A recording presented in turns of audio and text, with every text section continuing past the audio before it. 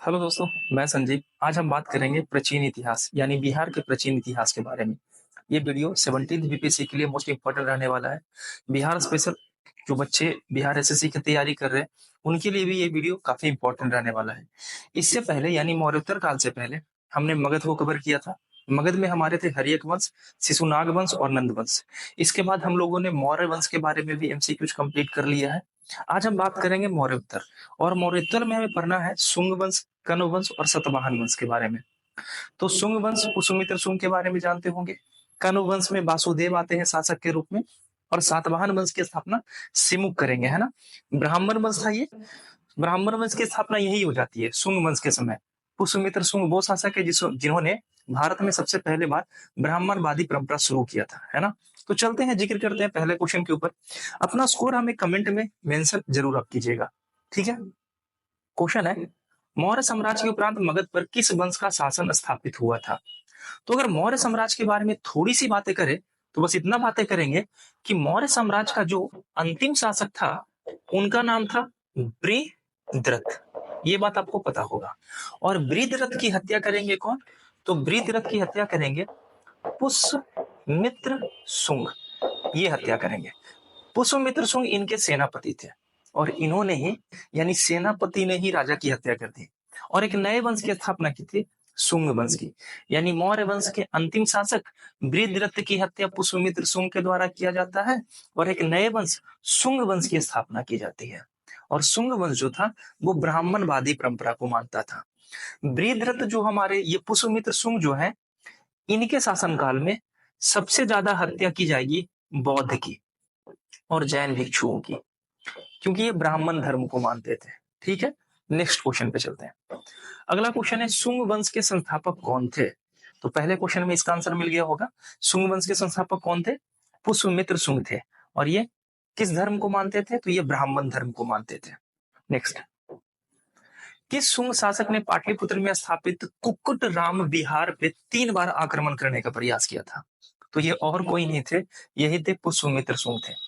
और इनके उत्तराधिकारी जो होंगे कनिष्क, वो भी आक्रमण करेंगे। ठीक है, आगे चलते हैं।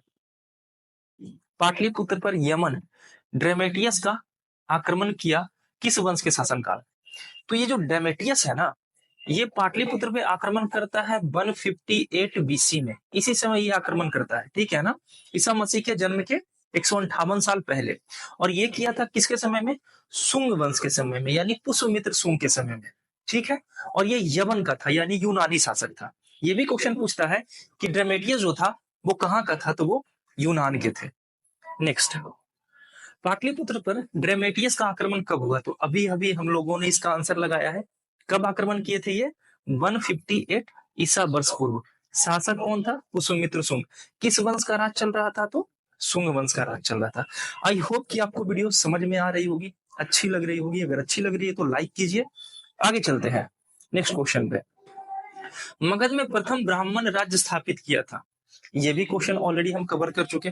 बिहार का इतिहास थोड़ा सा छोटा ही है, क्वालिटी भी बिहार का छोटा है। तो बिहार स्पेशल अगर आप चाहोगे ना तो 15 से 20 दिन में पूरा का पूरा खत्म कर दोगे अच्छे से। इसका आंसर हो जाएगा क्या? पुष्यमित्र। नेक्स्ट, शुंग वंश के पतन के बाद मगध पर किस वंश का राज्य हुआ था? तो अभी अभी हम डिटेल में थंबनेल पर ही देखे थे कि सबसे पहले आता है शुंग वंश, शुंग के बाद आएगा कण्व वंश, और कण्व के बाद कौन आएगा? तो कण्व के बाद आएगा सातवाहन वंश, है ना, ये आते हैं। तो शुंग वंश के बाद कण्व वंश का राज होता है। शुंग वंश के बारे में बात करें तो शुंग वंश के अंतिम शासक की हत्या कर देते हैं कण्व वंश के शासक, जिनका नाम होता है वासुदेव। वासुदेव शुंग वंश की अंतिम शासक की हत्या कर देंगे और एक नए वंश कण्व वंश की स्थापना करेंगे। नेक्स्ट, कण्व वंश का संस्थापक कौन था? तो अभी अभी हम लोगों ने इसका जिक्र किया है कि कण्व वंश के संस्थापक कौन थे? वासुदेव थे। बेसिक क्वेश्चन है लेकिन इसके लिए भी आपको पढ़ना पड़ेगा और यहां से एक क्वेश्चन आपको दिख जाएगा। नेक्स्ट, कण्व वंश की सत्ता समाप्त की थी। तो कण्व वंश की सत्ता को समाप्त करने का श्रेय सातवाहन वंश को जाता है। कण्व वंश के अंतिम राजा है सुशर्मा। और सुशर्मा की हत्या करेंगे सिमुक। और ये सिमुक जो है ये सातवाहन वंश के संस्थापक है। तो कण्व वंश के अंतिम शासक सुशर्मा की हत्या सिमुक के द्वारा की जाती है और सिमुक ने ही आंध्र सातवाहनों की स्थापना की थी। और सातवाहन कौन थे? तो सातवाहन भी ब्राह्मण थे, और सातवाहनों ने ही सबसे पहले ब्राह्मणों को जागीर दान देने की प्रथा शुरू की थी। और इसके अलावा सातवाहनों ने ही सबसे पहले शीशे के सिक्के जारी किए थे। ये सारे क्वेश्चन एग्जाम में पूछा जाता है। नेक्स्ट क्वेश्चन पे चलते हैं। कनु वंश के उपरांत पाटलिपुत्र पर कुछ समय के लिए किस वंश का राज हुआ था? तो कनु वंश के उपरांत पाटलिपुत्र पर कुछ वर्ष के लिए गोत्र वंश का राज हुआ था।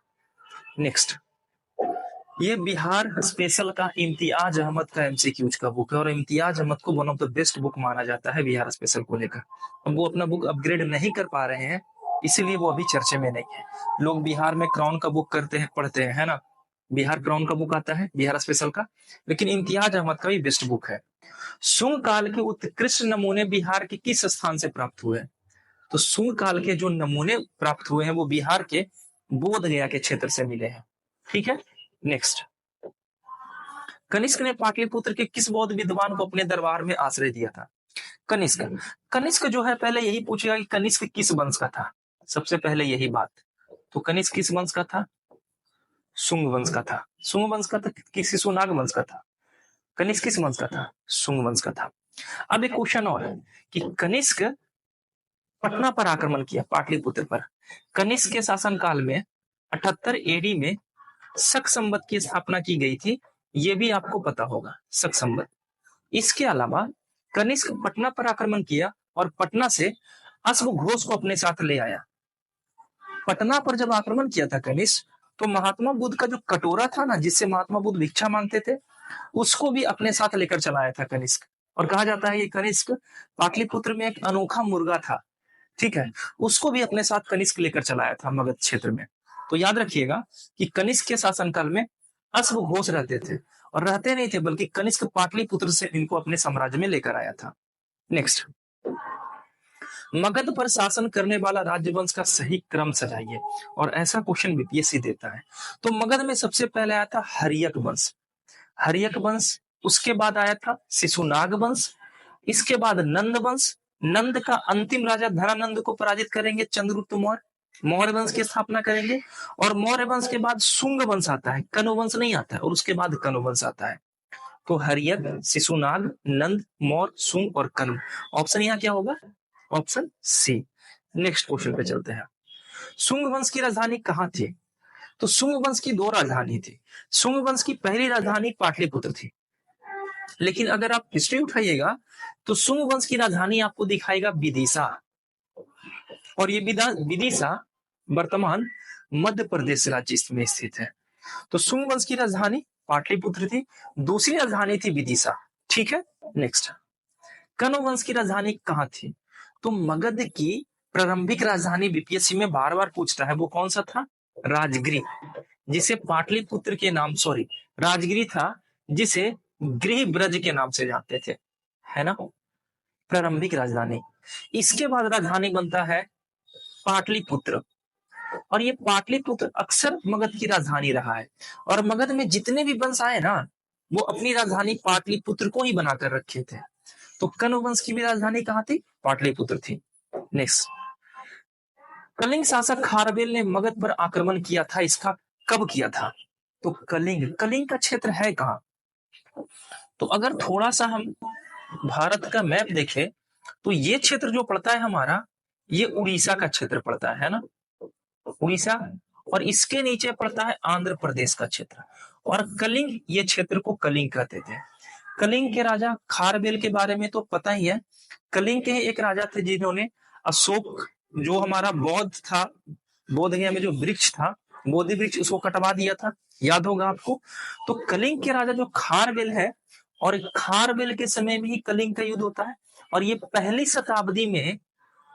शताब्दी के अंत में इन्होंने मगध पर आक्रमण किया था। तो कलिंग वर्तमान किस क्षेत्र को माना जाता है? उड़ीसा के क्षेत्र को। नेक्स्ट, कलिंग नरेश खारवेल ने कहां से कीमती उपहार प्राप्त किए थे? जब खारवेल आक्रमण किया था मगध और पाटलिपुत्र पे, तो एक महाजनपद था जिनका नाम था अंग, और एक महाजनपद था जिनका नाम था मगध। तो बिहार का मैप अगर देखोगे तो 3 महाजनपद है, अगर हम बिहार के बारे में बात करें तो बिहार में 3 महाजनपद था, है ना। यहाँ पे हमारा था वज्जी, ये आपको पता होगा। यहाँ पे हमारा था मगध का क्षेत्र, और ये हमारा था हमारा अंग का क्षेत्र, है ना। 3 महाजनपद। और जब खारवेल आक्रमण करते हैं तो अंग और मगध से इन्हें ढेर सारा उपहार प्राप्त होता है, और ऐसा क्वेश्चन आपको सेट में ही देखने को मिलेगा। नेक्स्ट, कुषाण साम्राज्य के पतन के उपरांत संभवतः मगध पर शासन किया। तो कुषाण वंश के पतन के बाद संभवतः लिच्छवियों का राज हुआ। अगर लिच्छवी के बारे में बात करें तो लिच्छवी थे कौन? तो लिच्छवी में ही बौद्ध यानी महात्मा बुद्ध का जन्म हुआ है, और लिच्छवी में ही महावीर स्वामी का जन्म हुआ है, आपको पता होगा, है ना।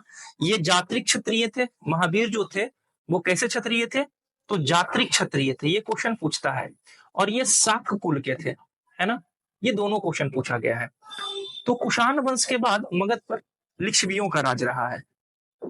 अगला क्वेश्चन है, गगरी संहिता में पाटलिपुत्र पर यवन की आक्रमण का उल्लेख है।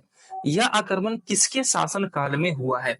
तो यवनों का जो आक्रमण हुआ था, यह हुआ था पुष्पमित्र शुंग के शासन काल में। और पुष्पमित्र शुंग गद्दी पर कब बैठेंगे? 158 बीसी में बैठेंगे। नेक्स्ट क्वेश्चन पे चलते हैं। सुप्रसिद्ध बौद्ध विद्वान अश्वघोष को प्राश्रय देने वाला शासक कौन था? अश्वघोष कनिष्क आक्रमण करेगा पाटलिपुत्र पे, और अपने साथ अश्वघोष को उठाकर ले के चलाएगा। एक क्वेश्चन आता है कि बुद्ध चरित नामक पुस्तक के लेखक कौन है? तो बुद्ध चरित नामक पुस्तक के लेखक कौन थे?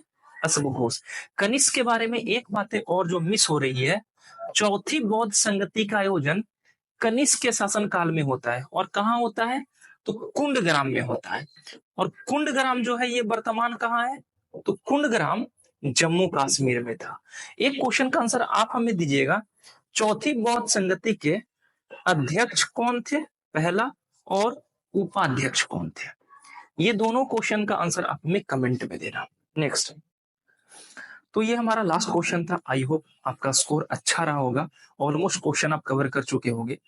नेक्स्ट वीडियो में हम बात करेंगे प्राचीन इतिहास बिहार का, और आगे चलते जाएंगे गुप्त काल के बारे में बात करेंगे, बिहार को रिलेट करेंगे गुप्त काल से, ठीक है। अगर ऑफलाइन क्लासेस करना चाहते हैं आप लोग, तो क्लासेस 8 से 10 चल रही है, दिए गए नंबर पे संपर्क कर सकते हैं। क्लासेस फ्री है। मॉर्निंग की क्लासेस में ज्योग्राफी और साइंस का क्लास चल रहा है, यानी फिजिक्स का क्लास चल रहा है, और साथ ही साथ हम लोग मल्टीपल चॉइस क्वेश्चन भी कवर करते हैं।